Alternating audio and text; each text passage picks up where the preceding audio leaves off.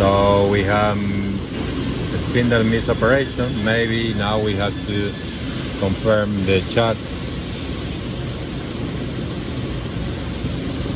Yeah, we are missing the chat condition. So let me check in machine chat.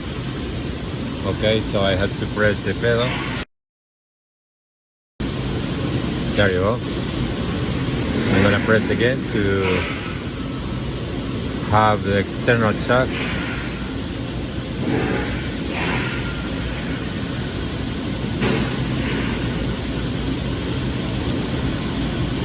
Takes a while. There is a timer, so there is a parameter that we can use to